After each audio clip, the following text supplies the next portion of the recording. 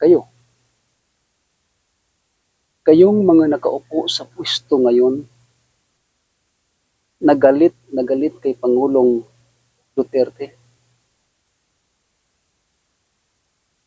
Ipinagdiwang niyo pa ang nangyari sa kanya ngayon dahil inikala ninyo na isa itong malaking tagumpay para sa inyo.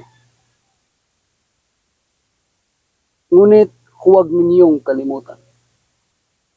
Nandiyan kayo sa pwesto ngayon dahil ibinigay ng taong bayan ang mandato para kayo makaupo sa inyong mga posisyon upang paglingkuran ang taong bayan. Ngunit hindi iyon nangyari. Wala kayong isang salita. Wala kayong isang salita. Nagdurusa ang taong bayan. Wala kayong ibang ginawa kundi usigin ang mag-amang Duterte. At ngayon nagdiriwang kayo. Ipinagdiwang ninyo ang nangyari sa dating Pangulong Duterte. Habang kayo ay natutuwa. Habang kayo ay humahalakhak. Tandaan ninyo ito. Ang puso ng taong bayan nagdurugo. Nasasaktan ng gusto. Umiiyak dahil sa kagagawa ninyo. Hindi kayo nakinig sa tinig ng nakakarami. Sa tinig ng taong bayan na nagmamahal kay Pangulong Duterte. Iilan lang kayo. Ngunit milyong Pilipino ang nagmamahal sa kanya. Tinangkilik ang kanyang war on drugs. Na sa panahon sa kampanya, sinabi niya na gagawin niya dahil yun ang maging paraan para masolusyonan ang problema sa droga. Ginawa niya ba? Ginawa ni Pangulong Rodrigo Roa Duterte. Kahit alam niyang mapanganib ang bagay. Pero dahil sa kapakanan ng nagkararami, dahil sa pagmamahal niya sa taong bayan, hindi siya nagtubiling gawin iyon. Nakita niyo na. Pinanindigan ng Pangulong Duterte ang sinabi niya.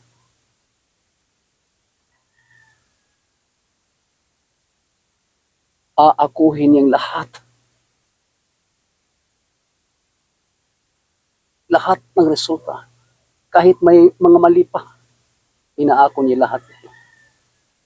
Pinaninindigan niya ang kaniyang sinabi. May isang salita ang ating dating Pangulong Duterte.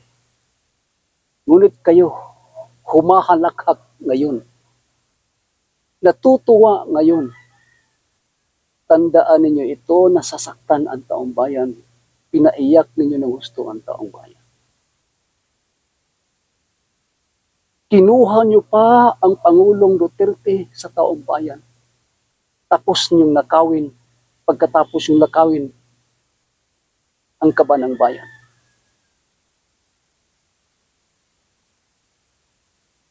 Lahat ng mga sinabi niyo sa panahon ng kampanya, hindi ninyo tinupad. Wala kayong ibang ginawa kundi usigin ang mag-amang Duterte. Tandaan ninyo yan.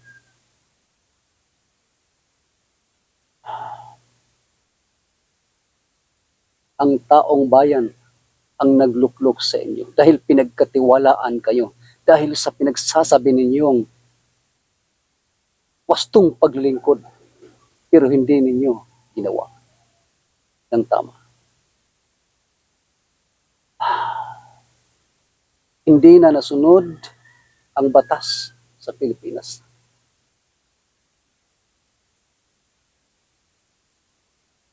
Wala nang due process ang mga bagay na ginawa ninyo, lalong-lalo na sa dating Pangulong Roa Duterte.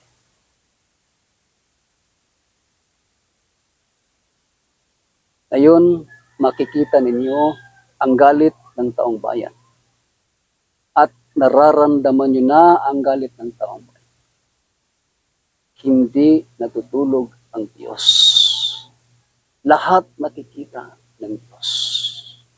May katapusan ang ipinagdiwang ninyo iyon. At ang kalukuhang pinaggagawa ninyo, malapit ng matapos. Tandaan ninyo yan.